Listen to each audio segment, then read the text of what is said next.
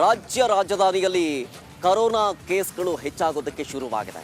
ಒಂದ್ ಕಡೆ ಕೇರಳದಲ್ಲಿ JN1 ಉಪತಳಿ ಏನಿದೆಯಲ್ಲ ಅದು ತೀವ್ರ ಕಾಟ ಕೊಡ್ತಾ ಇದೆ.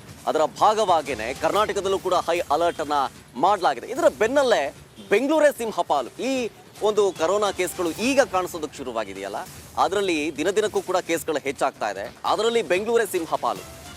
BBMP ವ್ಯಾಪ್ತಿಯ ವಲಯಗಳಲ್ಲಿ ಕರೋನಾ ಹೆಚ್ಚಳವಾಗ್ತಾ ಇದೆ. ಆಕ್ಟಿವ್ ಕೇಸ್ಗಳಲ್ಲಿ ಬೆಂಗಳೂರಿನದ್ದೇ ಸಿಂಹಪಾಲು.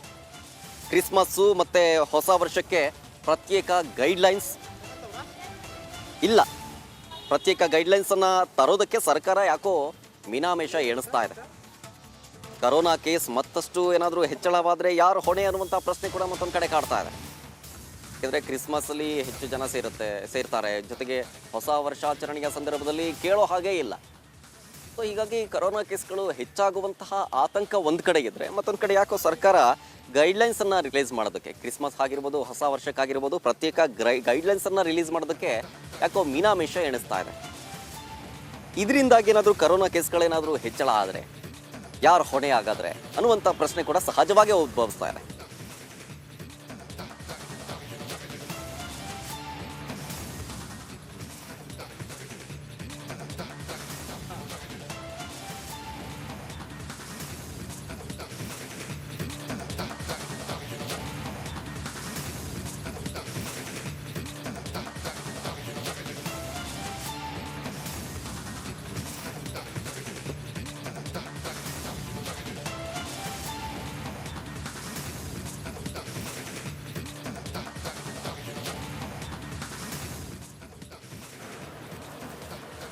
ರಾಜ್ಯದ ನಾನಾ ಜಿಲ್ಲೆಗಳಲ್ಲೂ ಕೂಡ ಕರೋನಾ ಜಾಸ್ತಿ ಆಗ್ತಾ ಇದೆ. ಈ ಒಂದು ಹಿನ್ನೆಲೆಯಲ್ಲಿ ಮಡಿಕೇರಿಯಲ್ಲೂ ಕೂಡ ಕರೋನಾ ಆತಂಕ ಹೆಚ್ಚಾಗಿದೆ. ಇನ್ನು ಮಡಿಕೇರಿ ಅಂತ ತಕ್ಷಣ ಪ್ರವಾಸಿ ತಾಣ, ಈ ಒಂದು ಪ್ರವಾಸಿ ತಾಣಕ್ಕೆ ಬೇರೆ ಬೇರೆ ಕಡೆಯಿಂದನೂ ಕೂಡ ಜನರು ಆಗಮಿಸ್ತಾರೆ. ಆ ಒಂದು ಹಿನ್ನೆಲೆಯಲ್ಲಿ ಮಡಿಕೇರಿಯಲ್ಲೂ ಕೂಡ ಕಟ್ಟುನಿಟ್ಟಿನ ಒಂದು ಭದ್ರತೆಯನ್ನು ಒದಗಿಸಬೇಕು. ಯಾಕೆಂತಂದ್ರೆ ಕರೋನಾ ಹೆಚ್ಚಾಗ್ತಾ ಇದೆ, ಯಾವ ರೀತಿ ಮುಂಜಾಗ್ರತೆಯನ್ನ ತೆಗೆದುಕೊಳ್ಬೇಕು ಅನ್ನುವ ನಿಟ್ಟಿನಲ್ಲಿ ರಾಜ್ಯ ಸರ್ಕಾರ ಕೂಡ ತೀರ್ಮಾನವನ್ನ ತೆಗೆದುಕೊಂಡಿದೆ ಅಂತಾನೆ ಹೇಳ್ಬೋದು. ಕೊಡಗು ಜಿಲ್ಲೆಗೆ ಪ್ರವಾಸಿಗರಿಂದ ಕರೋನಾ ಆತಂಕ ಶುರುವಾಗಿದೆ. ಜೊತೆಗೆ ಕ್ರಿಸ್ಮಸ್ ಮತ್ತು ನ್ಯೂ ಇಯರ್ ಹಿನ್ನೆಲೆ ರಜೆಗಳು ಕೂಡ ಇರೋದ್ರಿಂದ ಪ್ರವಾಸಿಗರ ದಂಡು ಪ್ರವಾಸಿ ತಾಣಗಳಿಗೆ ಹೋಗ್ತಾ ಇದೆ. ಹಾಗಾಗಿ ಕೊಡಗು ಜಿಲ್ಲೆಯತ್ತ ಜನರು ಹರಿದು ಬರ್ತಾ ಇದ್ದಾರೆ. ಪ್ರಮುಖ ಪ್ರವಾಸಿ ತಾಣಗಳಲ್ಲಿ ಜನ ಕೂಡ ಸೇರ್ತಾ ಇದ್ದಾರೆ. ಮಾಸ್ಕ್ ಧರಿಸದೆ ಪ್ರವಾಸಿಗರು ಓಡಾಟವನ್ನ ಮಾಡ್ತಾ ಇದ್ದಾರೆ. ಹೆಚ್ಚಿನ ಆತಂಕ ಇದರಿಂದ ಕಾಡ್ತಾ ಇರುವಂತದ್ದು. ಯಾಕೆಂತಂದ್ರೆ ಇತ್ತೀಚಿನ ದಿನಗಳಲ್ಲಿ ಕರೋನಾ ಹೆಚ್ಚಾಗ್ತಾ ಇದೆ.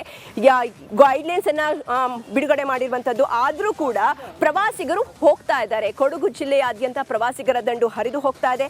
ಯಾಕೆಂತಂದ್ರೆ ಸಾಲು ರಜೆ ಇದೆ, ಕ್ರಿಸ್ಮಸ್ ರಜೆ ಇದೆ, ನ್ಯೂ ಇಯರ್ ರಜೆ ಇದೆ. ಈ ಒಂದು ಹಿನ್ನೆಲೆಯಲ್ಲಿ ಕೊಡಗು ಜಿಲ್ಲೆಯತ್ತ ಜನರು ಹರಿದು ಬರ್ತಾ ಇದ್ದಾರೆ. ಪ್ರಮುಖ ಪ್ರವಾಸಿ ತಾಣಗಳಲ್ಲಿ ಜನ ಸೇರ್ತಾ ಇದ್ದಾರೆ. ಹಾಗಾಗಿ ಕರೋನಾ ಆತಂಕ ಹೆಚ್ಚಾಗಿದೆ.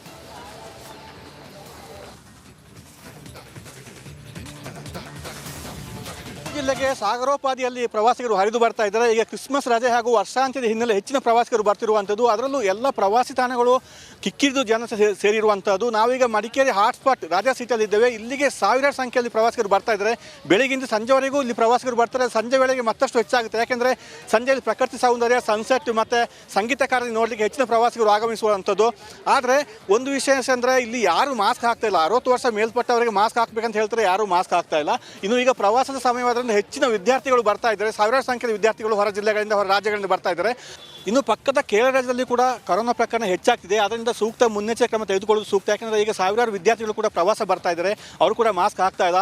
ಇದು ಎಲ್ಲೋ ಒಂದು ಕಡೆ ಆತಂಕ ಕೂಡ ಕಾರಣವಾಗಿದೆ. ಒಟ್ಟಾರೆ ಈಗ ವರ್ಷಾಂತ್ಯ ಕೇವಲ 1 ವಾರ ಅಷ್ಟೇ ಬಾಕಿ ಇದೆ. ಅದರಿಂದ ಹೆಚ್ಚಿನ ಪ್ರವಾಸಿಗರು ಬರ್ತಾ ಇರುವಂಥದ್ದು. ಮತ್ತಷ್ಟು ಪ್ರವಾಸಿಗರು ಕೊಡಗು ಜಿಲ್ಲೆಯತ್ತ ಹರಿದು ಬರುವ ಎಲ್ಲ ಸಾಧ್ಯತೆ ಇದೆ. ಕ್ಯಾಮರಾ ಪರ್ಸನ್ ದಿವಾಕರ್ ಜೊತೆ ಅನುಕಾರ್ಯಪ್ಪ, ರಿಪಬ್ಲಿಕ್ ಕನ್ನಡ, ಕೊಡಗು.